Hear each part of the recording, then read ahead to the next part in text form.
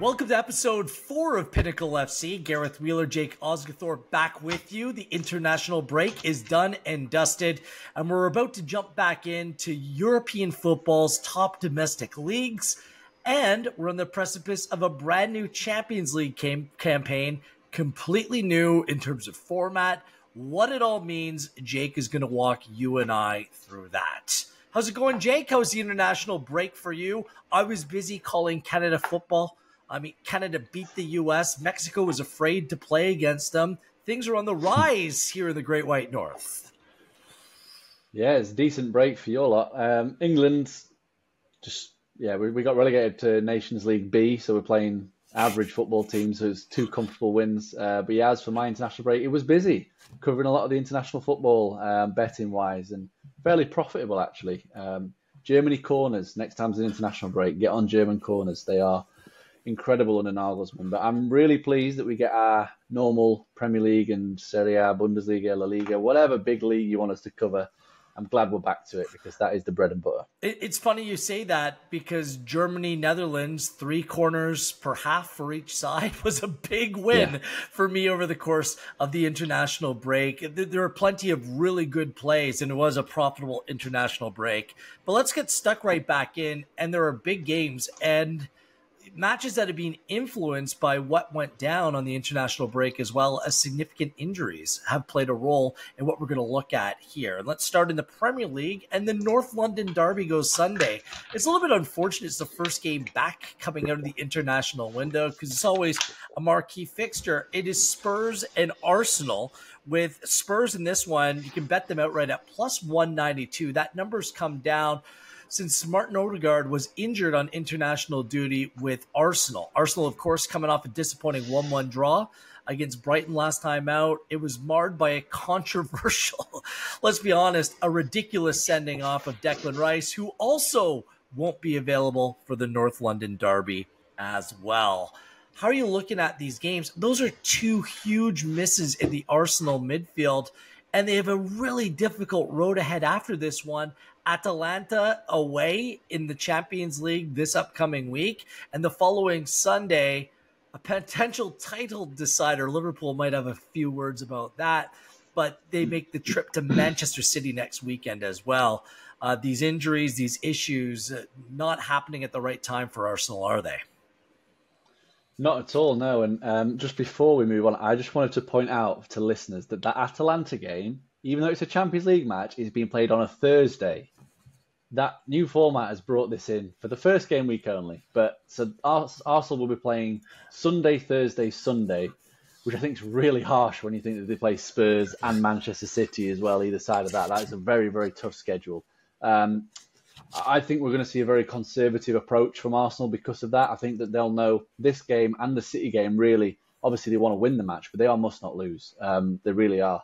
They can't be giving up too many more points to City. They already dropped points last time out against Brighton. So I think they were already going to come into this with a bit of a defensive mindset. And even more so now. No Odegaard, who's obviously the key creator. Rice, who adds plenty of steel in that midfield, is not there. So I think they're going to be even more in their shell and potentially looking to exploit Spurs on the counter-attack, which they absolutely could. I mean, we've seen Spurs against Newcastle throwing bodies forward, getting caught out with that winner. For Newcastle, I think there's a decent chance Arsenal go there, get the win. Will I be backing them at this price? No. But I'm going to take a play that is probably going to be a bit against the grain. And I'm going to be taking unders in the North London derby. Under 3 is the goal line at minus 110. Obviously, Arsenal away from home last season were the best in the league, going to defensive metrics, 0.86 expected goals against per game.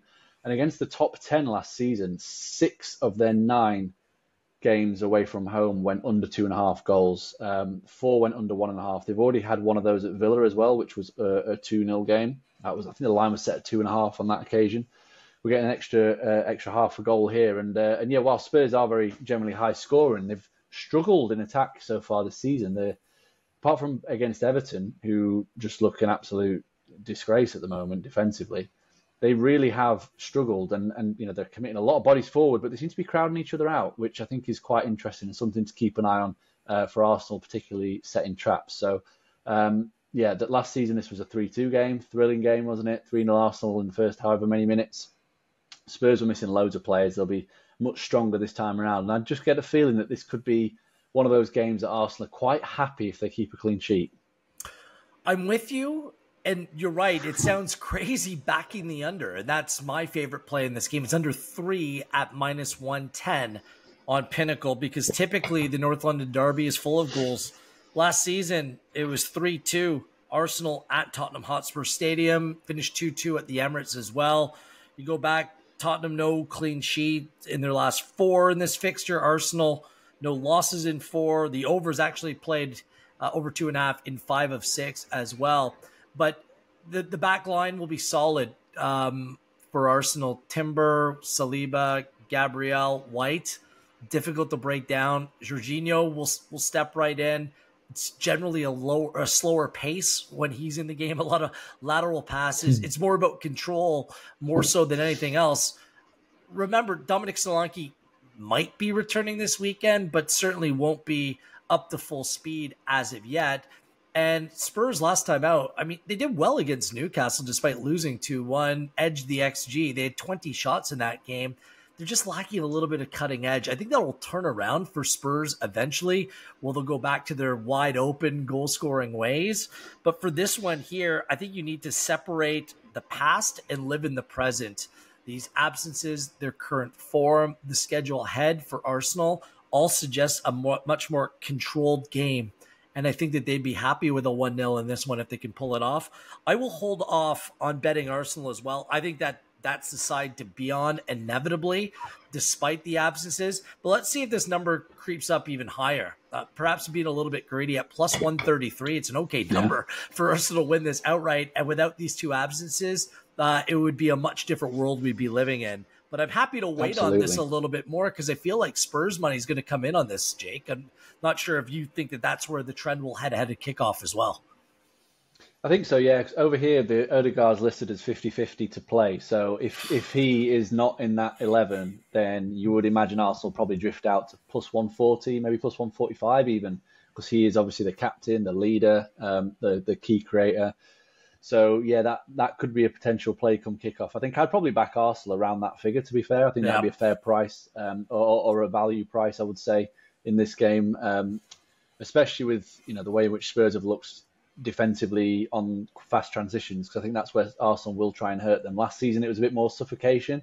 They had a lot of territory in the first half when they put 3 past them. Obviously, set pieces could be huge as well. Spurs have continued to show vulnerability from set pieces. I think they conceded 4 shots from corners against Everton. Leicester had a couple of chances as well from corners. So, that could be an area that Arsenal could hurt them. So, yeah, definitely with you. I think if we see the lineup comes out, Arsenal drift, then I would probably be making a pro-Arsenal play. Good start to this podcast. A little bit of consensus here out of the gate. Yes, very rare. We're heading into, let's go through the fixture list for match week 4 across the Premier League. I'm not sure if we fully have a handle on what these teams are all about. A reminder, the transfer window slammed shut just before match week 3. So there'll still be some moving parts and figuring out how some of the pieces actually fit. That is especially the case when it comes to Manchester United. Didn't look very good at all against Liverpool, losing at home, raising all kinds of red flags. They now take on Southampton this weekend in the first match of the weekend, a team that they haven't lost in 10 against. Is there reason to believe brighter days are ahead for Manchester United? And what about this trip to the South Coast this weekend? Every game, I'm like, oh, this one could be a tricky one for United. I think that's kind of the state of play right now. Every game's tricky, yeah. Serious question. If United lose to this Southampton team, does Ten Hag get sacked immediately? And should he? Should he? Probably. Will he? I don't think so, but I don't think they go on and lose this game. Could they drop points? Me neither. But... I mean, especially with the run of games ahead through the Europa League and the Premier League, it's a kind schedule here over the next little bit. And certainly, Ugarte needs to come in. They need reinforcements in the window. I mean, I'd be signing Adrien Rabiot right now because he's a live, big, athletic body in a midfield that lacks a lot of it. And they're desperately thin in that area. But I digress. I mean, my play in this one, both teams to score in over 2.5 at -110. I'd be hoping to get a little bit more juice here. I have no faith in United keeping a clean sheet because their midfield is wide open. Southampton, despite their struggles early this season, they have the second most possession in the Premier League thus far. United push their fullback so high and don't protect their back too. And they're a mistake waiting to happen. I think Southampton can score in this game. I'm not sure if one goal will be enough because I think there's enough in the United attack where they can score against a vulnerable Southampton side. That would be the play that I'm leaning to. Be a half-unit play at most. So we had consensus in the first game, but we don't here. Oh, this no. Could be, it's not going to be a head-to-head because the prices are so big. But I looked at this game and immediately thought, Southampton are rubbish. I want to back against them somehow, but I don't want to back Man United at the same time. So I thought the best way of doing that is actually backing Southampton not to score at plus 208. They've been thoroughly outclassed in the last two matches, have Southampton. They should have been outclassed in 3 out of 3. I think Newcastle would have outclassed them if they'd have finished with 10 men, or if they'd not had 10 men so early in the game. They were really bad against Nottingham Forest in the home opener. They created 0.2 expected goals, conceded nearly 3 to Nottingham Forest. And yet with this play, we are heavily reliant on Manchester United improving defensively, but I think Ugarte will come in. I think that'll make a difference. I think that the way in which Southampton play isn't as conducive to causing problems down those flanks that you mentioned as like a Liverpool or a Brighton, because they play with a back three, which means that you're not able to push your wingers too high. We could see that change. Russell Martin might deploy 3 forwards and try and split those as well. But we have seen a performance so far this season where United did keep a clean sheet. They did limit a Fulham team that have gone on to score a few goals to 0.4 expected goals. I know they had a few more moments than that figure would suggest, but this Southampton team are, to me, probably, I want to say the worst team in the league, but they're in the bottom 2. I don't rate them highly at all. I don't think their business has been brilliant either. I don't think they're going to pick up a positive result anytime soon. And I think that the only reason I'm not backing a Man United win to 0 is that I'm not 100% trusting Manchester United going forward either, because there's been so inconsistent there. So I just thought that a small play at Southampton not to score at plus 208 was worth chancing. And they didn't score against Newcastle, they didn't score against Nottingham Forest, they got one against Brentford, but that was after they were 3-0 down. So I wouldn't be at all surprised if this was another game in which they were held at bay, because they have not shown a lot. I have a futures play on Pinnacle, Southampton to be relegated. I'm happy with that play.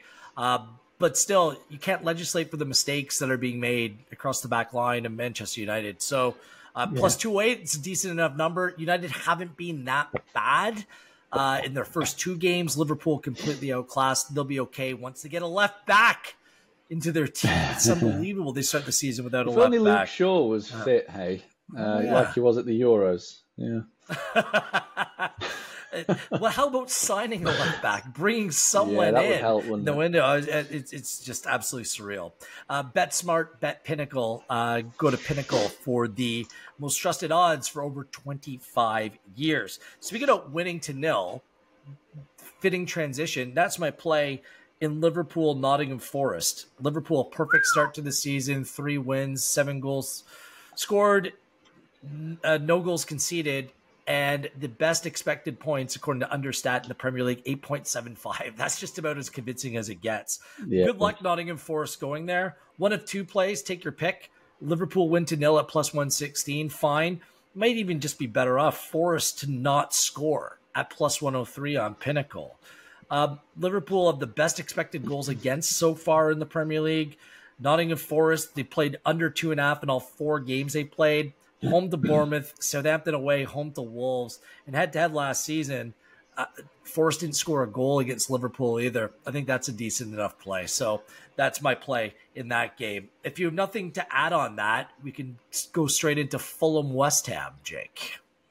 Yeah, I was just going to say, Nottingham Forest, random stat, have actually taken the most shots of any team in the Premier League so far this season. Not high-quality chances. No, apart from against Southampton. But then again, no one's going to struggle creating high-quality chances there. Fulham West Ham, this is one game where I'm actually going to take the over 2.75. We're looking at minus 110. 12 of Fulham home games last season went over 2.5, so that's a 63% chance. They averaged 3.1 XG per game at home. West Ham have started wide open under Julian Lopetegui. Overs in 2 of 3. They conceded plenty of chances as well. The defence looks very vulnerable, 2.4 XG per game. I think this could be quite a high-scoring match. I think West Ham will have this down as very winnable. Fulham will think so as well. Obviously, I think Fulham have played once at home already. That's been a 2-1. I think this could go the same way. I want to get a quick thought on Man City and Brentford. City are, flying out of the gate. Erling Haaland, I tried to be cheeky and not put him in my fantasy Premier League team. And now I'm trailing what seemingly looks like an insurmountable number as of right now. The spread for this game is 2, which caught the eye. And both teams to score plays at Pinnacle at -107. Is it worth a punt here on either the spread or backing Brentford to score in this game? Because City's conceded to West Ham and Ipswich, kind of picked up where they left off last season. Nathan Ake is going to be out. He was stretchered off over international duty. And Brentford is 6th in expected goals thus far. Got to a good start. I know they sold Tony, but Visa and Mbomo look the real deal up top. Looks like they can create chances. Yeah, I definitely will be looking at both teams to score. As you said, it was a bit of a trend last season with Manchester City at home. Conceded goals. Obviously, they won pretty much all their home games, but they did concede in quite a lot of them. And Brentford have shown that they can go to Man City. They're not scared. I think they went there and won a couple of seasons ago, didn't they? 2-1. And yeah, like you said, they've got a lot of a threat on the counter-attack with Mbuemo, Vissa, Sharda as well. Quite a lot of depth off the bench as well. So yeah, I agree with that. I think both teams to score is probably the play. I'd expect it a little bit shorter, given that Brentford, as you said, creating plenty of chances so far. Yeah. Reminder, Brentford did the double against City 2 seasons ago as well. That's right. Just a quick mention, I love my Brighton plays. I'll be making Brighton both teams to score, yes, and to win the game against Ipswich. At +191, which seems a big number, Ipswich looks like they can concede on a regular, might have a little bit of punch, and Brighton, I should say, loves to concede a goal here or there. And I want to back Ollie Watkins. The market isn't up yet on Pinnacle, but to score this weekend against Everton because it's Everton. Watkins hasn't got off the mark. They're going into the Champions League. And at some other markets, +110 seems a good enough number to back Watkins to open his account this weekend as well. Anything down on Saturday, or shall we just shift to Sunday? Bournemouth and Chelsea, and I know we both have interest in this game. Yeah, Bournemouth, Chelsea. I'm quite happy to have a little punt on Bournemouth to win this game. They've been very impressive so far. Won the XG battle in all 3 games, creating plenty of chances. Nearly 2.5 XG per game, which I think is eye-catching.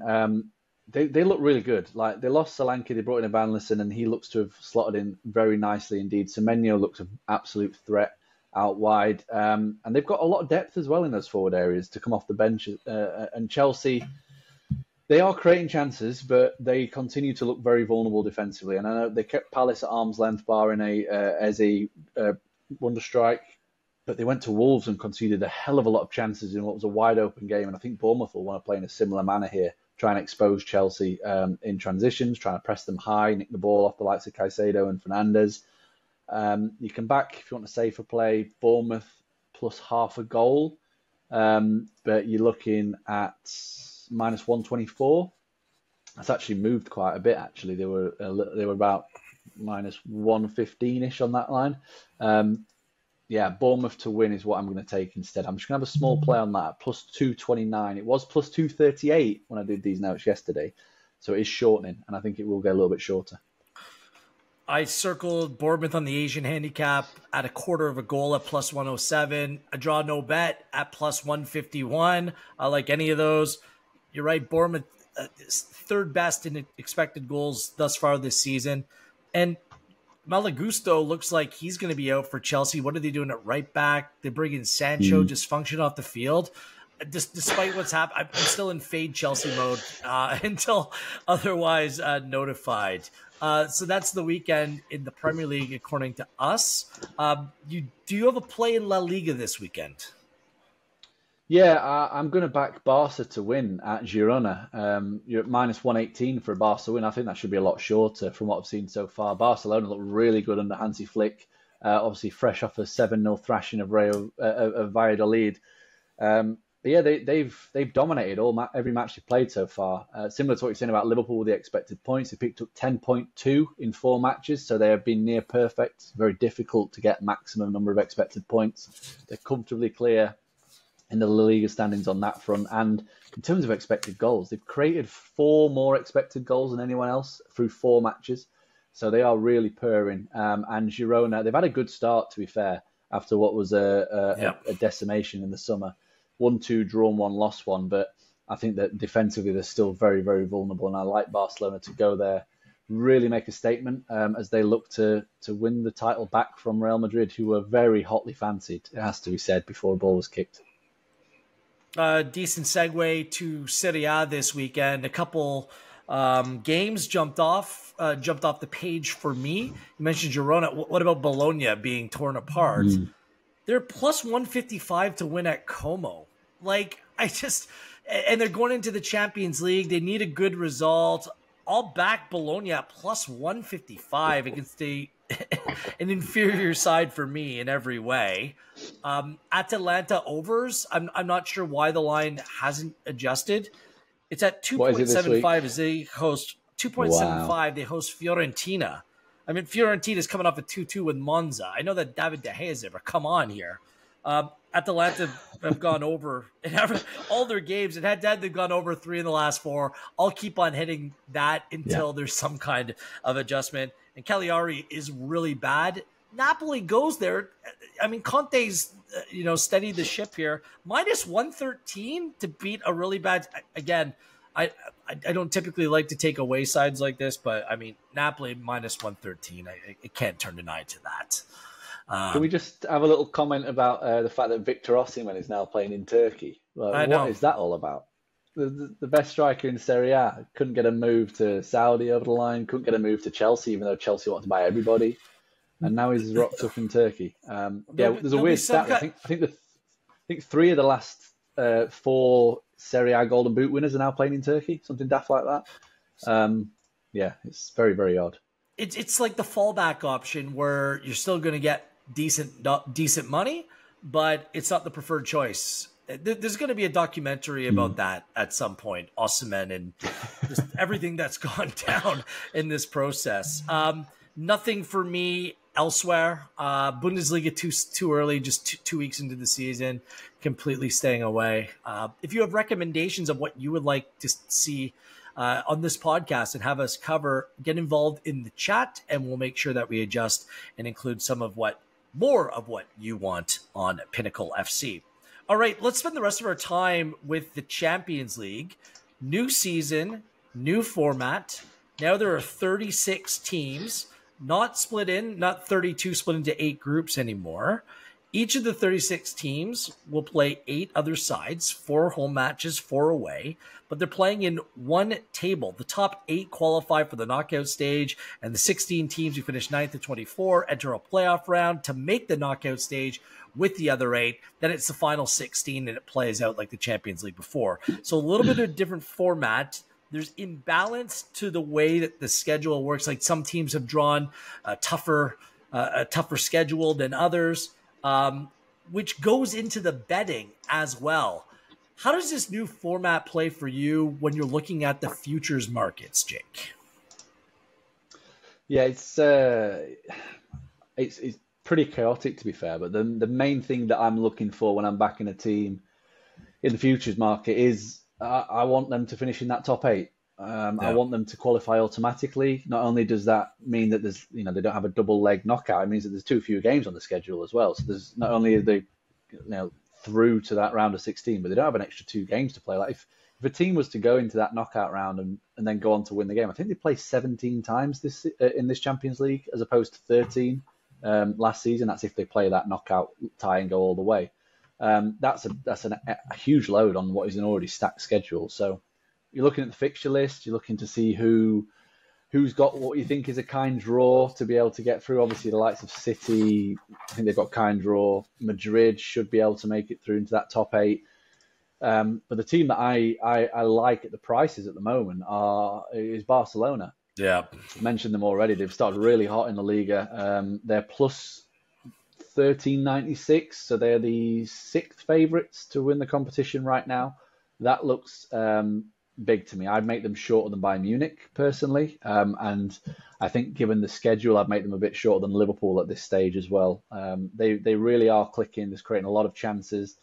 They've played, what could be described as a toughish schedule by La Liga standards so far. They played Bilbao, who will be up there, Valencia, who is always a tough place to go in Mestalla, and Vallecano, who've been a generally top half team. So the fact that they're creating chances in abundance is a massive plus. And they've got such depth in the squad as well. And I think people realise, because there's obviously all the lever talk and can they sign this player, can they register this player, but they've actually got a lot of depth in that squad and variety as well. So, and they've got a coach who's proven he's done this before. He's taken Bayern Munich all the way. So, that favourable schedule looks to be a side trending.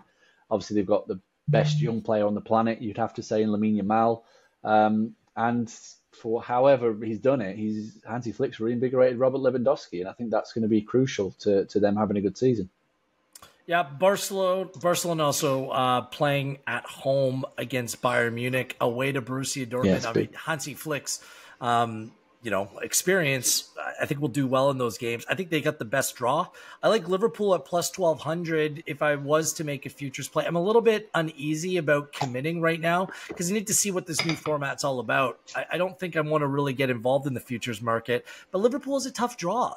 So what exactly does that mean? Is it so tough that they're not going to be able to navigate it? I think they will. I think they will be in the round of 16, but what that looks like, I'm not sure. If I was to make a more long shot play, Atletico Madrid at plus 28.01. They have a relatively easy draw as well. They get Leverkusen at home, Leipzig at home. I mean, I just look at what they could have had versus what they're drawn. I think it's a decent enough draw for them as well. Other than that, I think I'm just going to go match week by match week and look at matches rather than getting involved in the future play. New tournament, new format. I mean, there's more pitfalls because there's more games to be played, Jake. And the players have talked about it. The clubs have talked about it. The onus between club football and international football and some of these players, more injuries. There's just, when you look at it, there's probably only about 4 or 5 teams that you'd say really have a chance to go on and win it right now from the start. But Dortmund made the Champions League final last year. So it's a really tough one for me. I don't know how eager you are to get involved in the futures market at all. Yeah, no, exactly that. And over here at the moment, we have some firms have priced up to win the league phase, which I think is an interesting way of approaching it. So it means you are just isolated to these 8 games. It's very straightforward. You can see the fixture list of every team. I'm not sure if Pinnacle pulled out before the ball's kicked, but that's something just to keep an eye on, just in case they do, because that is the way I would approach it. And again, I'd be backing Barcelona because, as we've discussed, they've got a fairly kind schedule. I think they could go maybe 7 wins, 6 wins, a draw and a defeat, which could land you the top spot. So yeah, that's definitely something that the way that I'd approach it. But it's really interesting because depending on who you listen to and what you read, there's still a lot of pessimism around Barcelona. But I'm kind of looking at it the same way as you, Jake. The underlying numbers have been excellent to start the season. They clearly have top talent. I know they've experienced some injuries and they have their financial issues, but still, I think that this team is good enough to potentially do some damage. I don't know how they were last ended up year, on weren't this they? side. Before Araujo gets sent off against PSG, they were in cruise control. They were 3-1 up on Ag. Was it 3-1 up on Ag, and then ended up blowing that? And if they beat PSG, then who knows? Going to Dortmund in the semi-final, you'd fancy them to beat Dortmund in the semi-final, and you've got a Classico final which could go either way. So they weren't a million miles away last season, and it does look as though they've made some improvements in terms of getting Hansi Flick in. And I think Xavi did a good job. And obviously the younger players, they're more experienced now. They're only going to be better for another season under the belts. I think that this Barcelona team are ready to get back to the top level of European football where they've not been for a few years. So yeah, they're definitely the bet. And like I say, I'm pretty confident they're going to finish in that top 8. So I'm quite happy to have that bet on them now to win the overall competition. Whereas like you said with Liverpool, it's a little bit, they've got a couple of tough games to navigate. They could finish in that 9-24 and have an awkward playoff game against a team like a Leipzig or somebody like that. So yeah, just that's just the thinking. But I think overall this change is going to be really good for the spectators watching the Champions League. We're not going to get 2 games of Man City versus Shakhtar in the group stage where we know it's a formality. We're not going to get just a random Bayern versus Barca in the group stage. You're getting one-off matches between good teams, and granted, they're going to be some games against bad teams still, but they're one-off matches, and everyone's playing for something. Everyone's trying to get into that top 24. And Jake, like more games, 8 versus 6, against more different teams. You're going to get to see your team or other teams play against different teams. It's compelling for me. I'm drawn in. It's just the betting markets for futures plays. I'm just treading lightly right now. Best odds, bets, best payouts on Pinnacle. Just really quickly, the top 5: City plus 274, Real Madrid, Arsenal, Liverpool, Bayern Munich, then Barcelona, the 6 favorites in terms of the odds. Go ahead, Jake.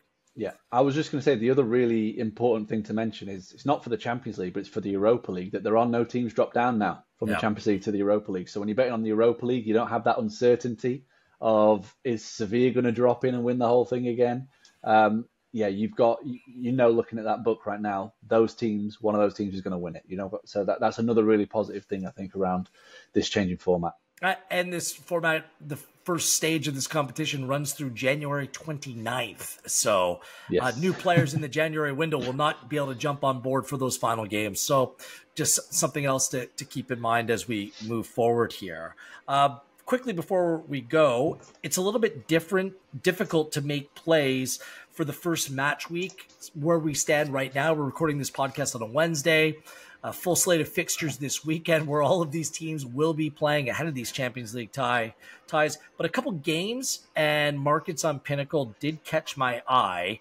I'm rolling with a theme here that I'm going to back good teams with some pedigree from last season that have limited changes that are off the flyers this season to start. So I like PSV at Juve on the handicap.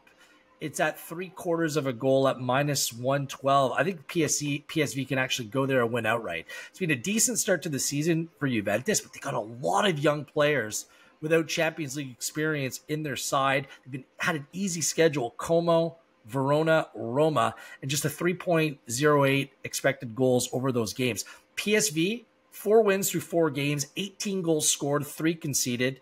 They were champions last season where they scored 111 goals. They played in the Champions League last season, made it out of the group stage, and they have virtually the same team back this season. I mean, PSV in this game is one I'm looking forward to betting. I also like Liverpool at AC Milan, -112. That's in the betting range for me because Arne Slot might get a better tune out of this Liverpool side than Jurgen Klopp, whose team was like rock star football, running around like chickens with their heads cut off. Like, this team is really intelligent defensively. And Milan has been a little bit of a mess here out of the gate with a brand new manager, Paulo Fonseca.